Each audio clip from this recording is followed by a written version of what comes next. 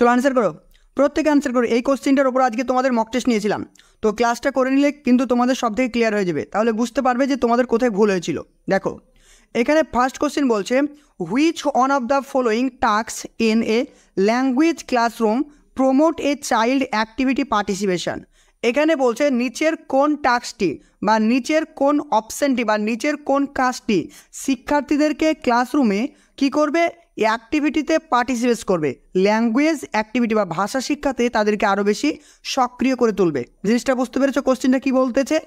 এবার অপশানগুলো দেখো, চিলড্রেন মেমোরাইজিং, শিক্ষার্থীদেরকে মুখস্থ করার কথা বলছে। চিলড্রেন মেমোরাইজিং, আমি আর পড়বো না, মেমোরাইজিং যে অপশানই থাকবে পুরো সেই অপশানটা বাদ, বোঝা গেল, আমার আর পড়ার দরকার নেই। অপশান বি বলছে, children practicing the correct pronunciation of words and chorus. তো এখানে বলা হয়েছে যে শিক্ষার্থীরা এখানে উচ্চ স্বরে, কোরাস মানে চিৎকার করে কি করবে, বা কোরাস মানে একসঙ্গে চিৎকার করে, একসঙ্গে চিৎকার করে তারা বিভিন্ন শব্দের তারা কি করবে, প্রোনাউন্সিয়েশন করবে বা মানে বলবে বা তোমার উচ্চারণ করবে। ওকে, অপশান সি বলছে, children carefully writing down the answers from the blackboard. তারা কি করবে, ব্ল্যাকবোর্ডে তাদের যে প্রশ্নগুলো ছিল তার উত্তরগুলো তারা ভালোভাবে লিখবে। অপশান নাম্বার ডি বলছে, children working in group and preparing for a role play. তো তুমি কি করবে, শিক্ষার্থীদের জন্য একটা গ্রুপ তৈরি করবে এবং তাদেরকে গ্রুপ অ্যাক্টিভিটিতে ইনভলভ করবে। এটা বলছে রোল প্লে মানে কি, তাদেরকে অ্যাক্টিভিটিতে ইনভলভ করা। তাহলে কী হবে, অ্যান্সার বলে ফেলো, সব থেকে অ্যাপ্রোপ্রিয়েট কোনটা? তাহলে কোন কাজটি করলে শিক্ষার্থীরা ভাষা শিক্ষার ক্লাসে সব থেকে অ্যাক্টিভ হবে বলো? আমরা প্রত্যেকে জানি শিক্ষার্থীরা কিন্তু গ্রুপ ওয়ার্ক করতে ভালোবাসে বা তারা দলের প্রতি তারা ভালোবাসে, তাই না? দলের সঙ্গে কথা বলতে, দলের সঙ্গে আলাপ আলোচনা করতে ভালোবাসে।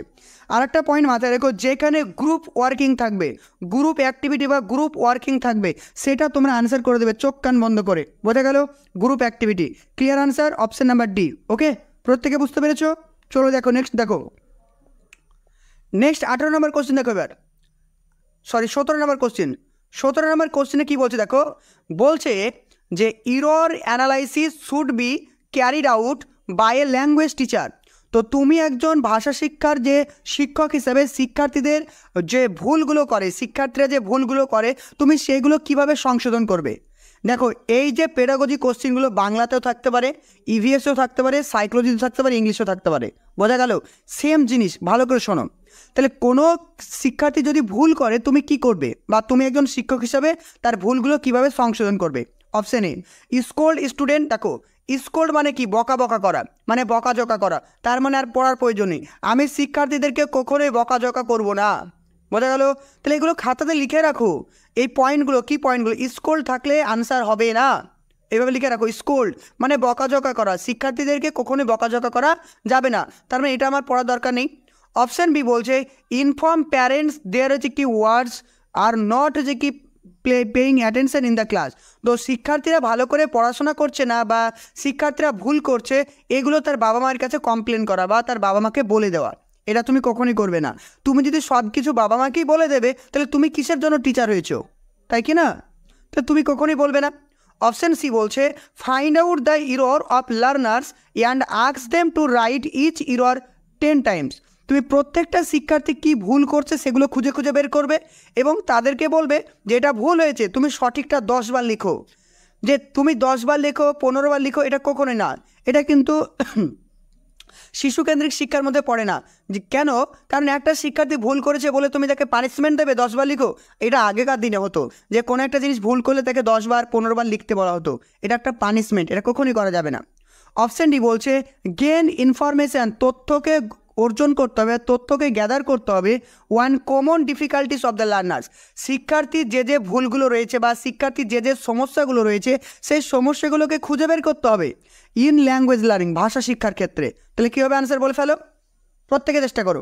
বলছে gain information on common difficulties of the learners in language learning, শিক্ষার্থীরা যে ভুলগুলো করছে সেই ভুলগুলো তোমাকে আইডেন্টিফাই করতে হবে। কী হবে অ্যান্সার?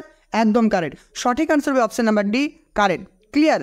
কারণ এখানে বলছে দেখো এই জায়গাটা আর এই জায়গাটা কিন্তু সেম, অপশান সি এবং অপশান ডি ঠিক, কিন্তু এই জায়গাটা খারাপ করে দিয়েছে যে শিক্ষার্থীকে 10 বার লিখতে দিতে হবে, এটা কিন্তু ভুল, কখনোই তুমি তাদেরকে 10 বার লিখতে দেবে না, তাহলে ওটা পানিশমেন্ট দেওয়া হলো, বুঝতে পেরেছো? তাই অপশান ডি হবে কারেক্ট। চলো নেক্সট দেখো, চলো 18 নম্বর কোশ্চেন আনসার করো। 18 নম্বর প্রত্যেক আনসার করো। বলছে in second language learning the children require comprehensible input which means moving form. তাহলে একটা জিনিস মাথায় রাখো, খাতাতে লিখে রাখো, এটা কম্প্রিহেন্সিবল ইনপুট বলতে কী বোঝায়। এটা কে বলেছেন, যে স্টেফেন যে ক্র্যাসেন ছিলেন, ক্র্যাসেন একজন ভাষাবিদ ছিলেন, তিনি বলছেন যে কম্প্রিহেন্সিবল ইনপুট, কম্প্রিহেন্সিবল মানে যেটা শিক্ষার্থীরা বোধগম্য করে, যেটা শিক্ষার্থীরা বুঝতে পারে, যাতে শিক্ষার্থী যে কোনো টপিক বা যে কোনো জিনিস ভালোভাবে বুঝতে পারে, সেই জন্য কি ইনপুট করতে হবে, এটা ক্র্যাসেন কিন্তু বলেছেন। বলছে হোল টু পার্ট, সমগ্র থেকে একটা পার্টের দিকে যেতে বলছে, অর্থাৎ সাধারণ থেকে বিশেষের দিকে। অপশন বি বলছে পার্ট টু হোল, অংশ থেকে সমগ্রর দিকে।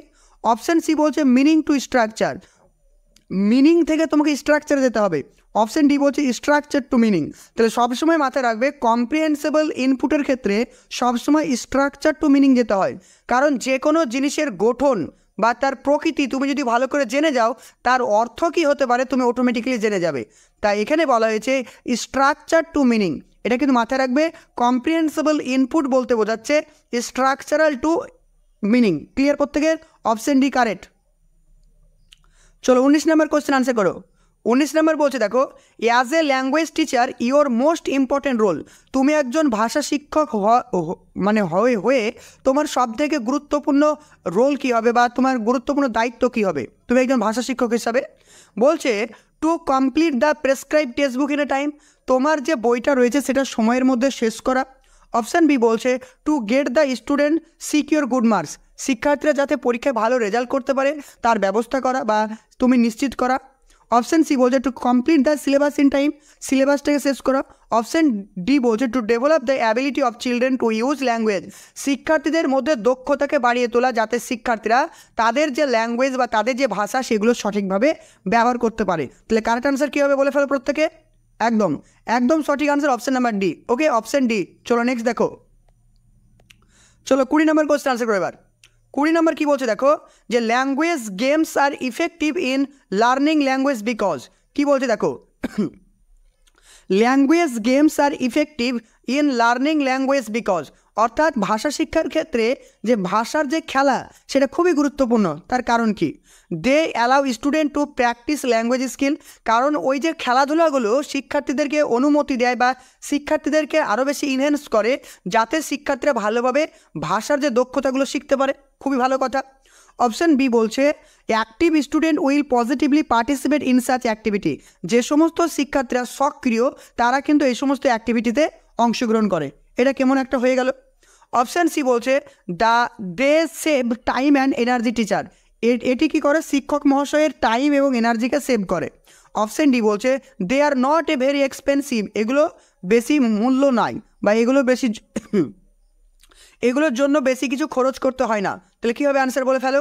তাহলে ভাষা শিক্ষার ক্লাসে ল্যাঙ্গুয়েজ গেম কেন ইম্পর্টেন্ট, কারণ সেগুলো শিক্ষার্থীদেরকে ভাষা শিখতে এবং ব্যবহার করতে সেগুলিকে সাহায্য করে, অর্থাৎ ল্যাঙ্গুয়েজ স্কিলগুলোকে অ্যাকুয়ার করতে ভালো সাহায্য করে। Option A correct. ক্লিয়ার? যে সমস্ত স্টুডেন্টরা প্রাইমারি টেট 2024-এর জন্য প্রস্তুতি নিতে চাইছো, এখানে যে কন্ট্যাক্ট নাম্বারটা দেখতে পাচ্ছ 9647300217, নাম্বারটি নোট করো, 9647300217। এই নাম্বারে যোগাযোগ করে হোয়াটসঅ্যাপ বা ফোন করার মাধ্যমে তোমরা আমাদের ব্যাচে অ্যাডমিশন নিতে পারো। আমাদের রেগুলার ক্লাসের টাইম 8:30 সপ্তাহে প্রতিদিনই আমাদের ক্লাস হয়ে থাকে। এখানে previous year question analysis, whole subject analysis, topic wise class, live class, recording class সমস্ত কিছু পেয়ে যাবে। আমাদের ক্লাস হয়ে থাকে টিচমেন্ট টিউশন অ্যাপস, আমাদের অ্যাপস রয়েছে, সেই অ্যাপসের মাধ্যমে ক্লাসগুলো হয়ে থাকে। তোমরা এখানে প্রত্যেকটা ক্লাস লাইভ করতে পারবে এবং প্রত্যেকটা ক্লাস তোমরা রেকর্ডিং পেয়ে যাবে। ক্লাসের পরে থাকছে তোমাদের মক টেস্ট এবং ক্লাসের যে নোটস সেগুলো, তো সেগুলো তোমরা যদি রেগুলার পড়াশোনা করতে পারো, আশা করছি প্রত্যেকে 2024-এর প্রস্তুতি ভালো হবে। তো তোমরা যারাই অ্যাডমিশন নিতে চাইছো 9647300217 এই নাম্বারে যোগাযোগ করো। চলো আনসার করো। অপশন 21 নম্বর কোশ্চেন। 21 নম্বর কোশ্চেন আনসার করো। A teacher of class 5 is হচ্ছে কি motivating student to read books other than the prescribe text book because she wants to create interest in them for. এখানে বলছে এ টিচার ফর ক্লাস 5, একজন class 5-এর একজন শিক্ষক motivating student শিক্ষার্থীদেরকে motivate করছে to read বুক, বই পড়তে মোটিভেট করছে, আদার দ্যান দ্য প্রেসক্রাইব বুক, তাদের যে সিলেবাসে বই রয়েছে সে বইগুলো ছাড়া অন্যান্য বই পড়তে একজন শিক্ষক তাদেরকে বেশি করে মোটিভেট করছে। এর মাধ্যমে তিনি কোন বিষয়টিকে শিক্ষার্থীদের মধ্যে জাগ্রত করতে চাইছেন?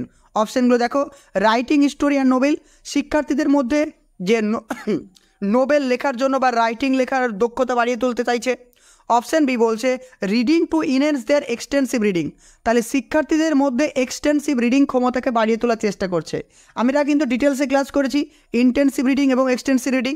তাহলে যখন আমাদের ক্লাসের বাইরে, আমাদের সিলেবাসের বাইরে যদি কোনো রকম বই পড়ি সেটাকে আমরা কি বলবো? ইন্টেন্সিভ রিডিং বলবো, তাই না? তাহলে এটা সঠিক আনসার অপশান নাম্বার কী হবে? বি। ওকে, ক্লিয়ার প্রত্যেকের? অপশান বি হবে কারেক্ট। তাহলে reading to enhance their extensive reading, যখন আমাদের ক্লাসরুমের বাইরে বা আমাদের যে পাঠ্যসূচির বই রয়েছে বা সিলেবাসের বাইরে যদি কোনো গল্পের বই, কোনো নাটকের বই আমরা পড়ি, তাহলে সেটাকে বলবো আমরা এক্সটেন্সিভ রিডিং। এক্সটেন্সিভ রিডিং কেন করি? শুধুমাত্র প্লেজার বা আনন্দের জন্য করি। আর ইন্টেন্সিভ রিডিং কোনটি? যেটি আমরা ক্লাসে পরীক্ষার জন্য পড়াশোনা করি, কোনো চাকরি পাওয়ার জন্য পড়াশোনা করি, যেখানে আমাদের ইচ্ছে না থাকলেও পড়তে হয়, সেটাকে বলছে ইন্টেন্সিভ রিডিং। ক্লিয়ার প্রত্যেকের?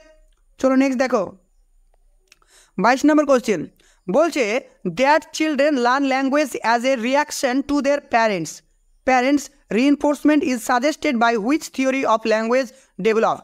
এখানে বলছে, দেখো এখানে বলা হয়েছে যে শিক্ষার্থীরা, ভালো করে বোঝো, এখানে শিক্ষার্থীরা কি করে বা বিভিন্ন শিশুরা তার বাবা মায়ের কাছ থেকে ভাষা শেখে। এই থিওরিকে কি বলছে? ইনসাইট থিওরি, বিহেভিয়ারালিস্ট, কনস্ট্রাকটিভিস্ট এবং কগনিটিভ।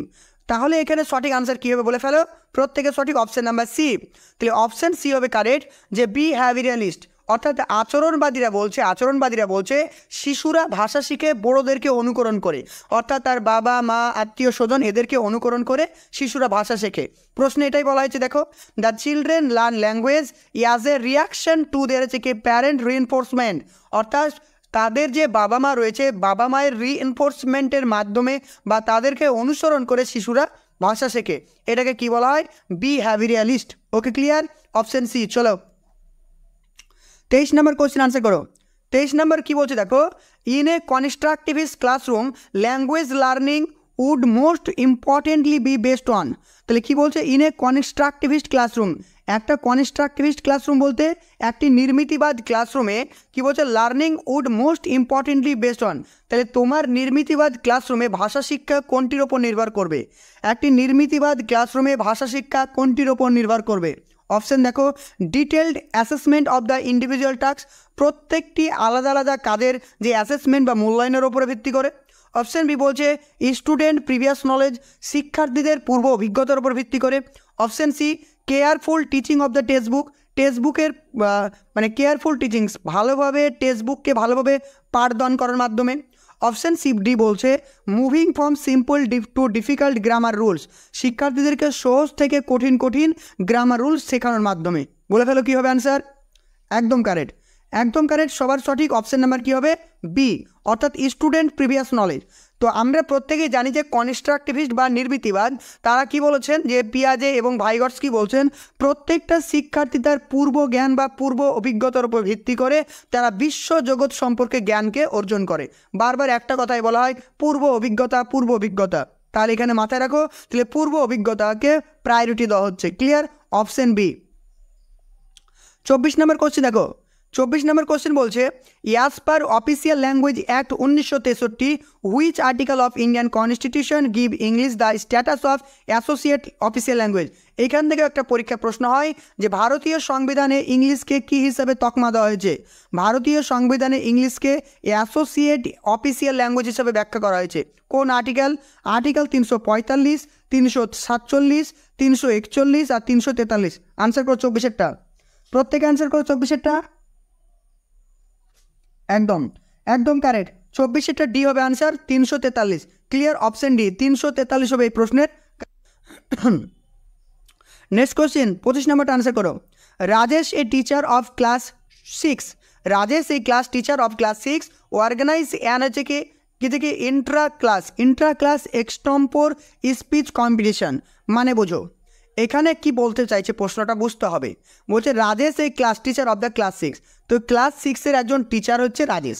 সে কি করেছে যে তাদের বিদ্যালয়ের যে আরও ক্লাস রয়েছে, class 5, class 6, class 7, Intra class মানে নিজেদের মধ্যেই, ইন্ট্রা ক্লাস মানে নিজেদের মধ্যে, মানে ধরো ক্লাস 6-এর মধ্যেই এটা হতে পারে। ইন্ট্রা ক্লাস মানে ক্লাস 6-এর মধ্যে যে সমস্ত স্টুডেন্ট রয়েছে তাদের মধ্যে এক্সটেম্পোর মানে যে তাৎক্ষণিক বক্তৃতার আয়োজন করেছে, বোঝা গেল, বা তাৎক্ষণিক বক্তৃতার প্রতিযোগিতার আয়োজন করেছে। Which one of the following parameters is list important in assessing extempore? তো এখানে তুমি কোনটির মানে লিস্ট ইম্পর্টেন্ট, অর্থাৎ শিক্ষার্থীদেরকে তুমি তাৎক্ষণিক বক্তৃতার আয়োজন করেছো, সেক্ষেত্রে তুমি একজন শিক্ষক হিসেবে কোনটির ওপরে গুরুত্ব কম দেবে? বোঝা গেল প্রশ্নটা? বলছে অ্যাকিউরেসি অ্যান্ড ফ্লুয়েন্সি। অবশ্যই অ্যাকিউরেসির ওপর তো গুরুত্ব দিতেই হবে, যে শিক্ষার্থীরা সঠিকভাবে বলছে কিনা, তাদের উচ্চারণের ঠিকঠাক আছে কিনা, অবশ্যই গুরুত্ব দিতে হবে। অপশান বি বলছে কোয়ারেন্স অফ আইডিয়া। শিক্ষার্থীরা যে বিষয়টা বলছে সে বিষয়টা সঙ্গতিপূর্ণ কিনা দেখতে হবে, মানে আউট অফ টপিক যেন না হয়, মানে যে জিনিসটা বলছো সেটা একদম খাপ ছাড়া যেন না হয়, একদম সমন্বয় আকারে বলতে হবে। অপশান সি বলছে কনফিডেন্স অফ দ্য চাইল্ড। যে শিক্ষার্থীরা বলবে তার সঠিক কনফিডেন্স আছে কিনা। যখন তোমরা ইন্টারভিউ দিতে যাবে তখন দেখবে তোমার মধ্যে কনফিডেন্স আছে কিনা, তখন ইন্টারভিউরা কিন্তু দেখে, তাহলে এটাও কারেক্ট। অপশান ডি বলছে পার্সোনালিটি অফ দ্য চাইল্ড, শিক্ষার্থীর ব্যক্তিত্ব। তাহলে শিক্ষার্থীর ব্যক্তিত্ব এখানে কিন্তু গুরুত্বপূর্ণ না, বোঝা গেল? তাহলে যখন আমি তাৎক্ষণিক বক্তৃতার আয়োজন করব, শিক্ষার্থীর পার্সোনালিটি বা ব্যক্তিত্ব কিন্তু ভেরি ইম্পর্টেন্ট নয়। Option D correct. ক্লিয়ার? চলো নেক্সট দেখো 26 নম্বর question. The study of chunk of language which are bigger than a single sentence. কী বলছে দেখো, এখানে বলছে দ্য স্টাডি অফ চাঙ্ক মানে কি খণ্ড খণ্ড করে ভেঙে ভেঙে পড়া। কোনো একটা বড় সেন্টেন্সকে যখন আমরা ছোট ছোট আকারে ভেঙে পড়বো সেটাকে আমরা কি বলবো? The study of chunk of language which are bigger than a single sentence. একটা লম্বা সিঙ্গেল সেন্টেন্স না পড়ে সেটাকে আমরা খণ্ড খণ্ড করে যদি পড়ি সেটাকে আমরা কি বলবো? ডিসকোর্স, মরফোলজি, সিনট্যাক্স এবং সিম্যান্টিক্স। ধরো এই প্রশ্নটা তুমি আনসার জানো না, তবুও আনসার করতে পারবে। দেখো সিম্যান্টিক্স মানে কি? সিম্যান্টিক্স কথার অর্থ কী বলো?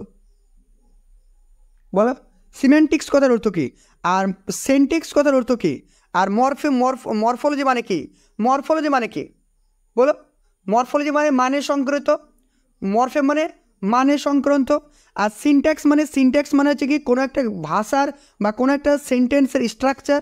এখানে সিম্যান্টিক্স মানে হচ্ছে স্ট্রাকচার, সিনট্যাক্স মানে স্ট্রাকচার, ঠিক আছে? আর অপশান বি হচ্ছে কি মরফোলজিটা কি? মরফোলজি হচ্ছে তার মানে সংক্রান্ত। কিন্তু এখানে বলছে স্টাডি অফ দ্য চাঙ্ক, কোনো একটা বড় সেন্টেন্সকে বা একটা সিঙ্গেল সেন্টেন্সকে আমরা সেটা কি করব? ছোট ছোট করে পড়বো, বা স্টাডি অফ দ্য চাঙ্ককে পড়বো, সেটাকে আমরা কি বলবো? ডিসকোর্স বলবো, মনে থাকবে? সেটাকে আমরা বলবো ডিসকোর্স। এই অপশান প্রশ্নগুলো বারবার প্র্যাকটিস করো, পরীক্ষায় আসতে পারে। ওকে, ক্লিয়ার? Option A discourse.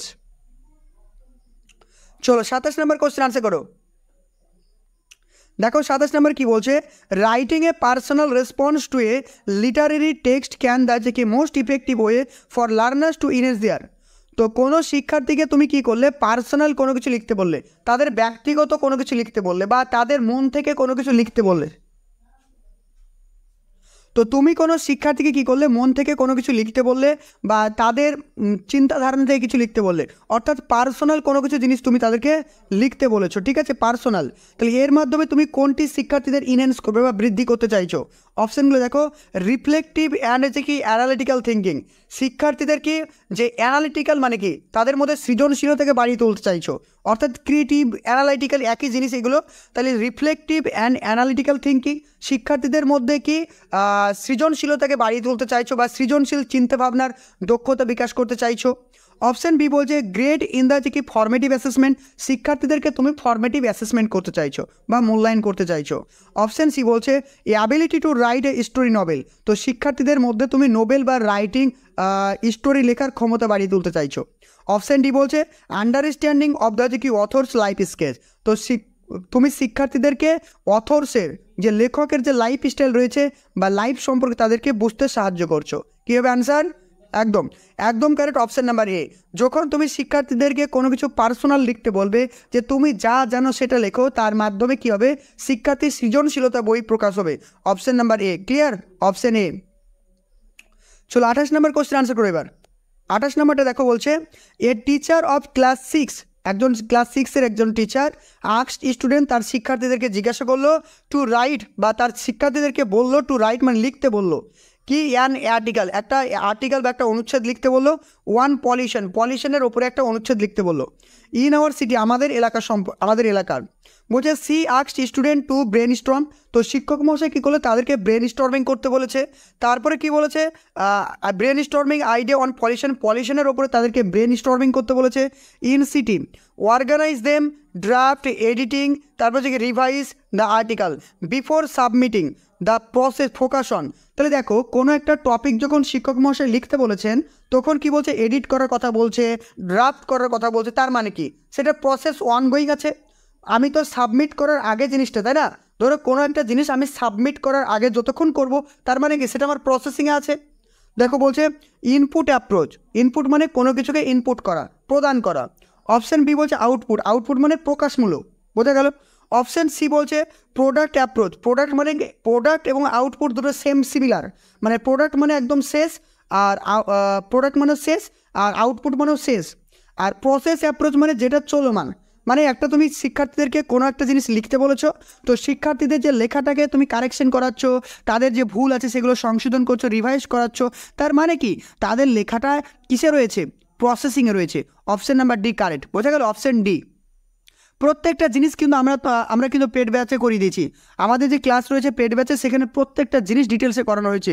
রাইটিংয়ের যে তোমার এগুলো রয়েছে, যে সাব স্কিলগুলো রয়েছে, এগুলো থেকেই পরীক্ষা কমন আসবে। চলো নেক্সট কোশ্চিন দেখো একটা কথা বলি, সিটেটের কোশ্চিন অনেক টাফ হয়, ঠিক আছে, কারণ সিটেটের রেগুলার এক্সাম হয় তো, তাই ওরা কোশ্চিন খুঁজে পায় না, সেই জন্য অদ্ভুত কোশ্চিন তুলে দেয়। কিন্তু আমাদের প্রাইমারি টেটের যে পেডাগজিক্যাল কোশ্চিনগুলো খুব ইজি হবে, অতটা তোমরা ভয় পেও না, নিজের প্রতি বিশ্বাস রাখো, পড়াশোনা করো, দেখবে পাস করবে সবাই।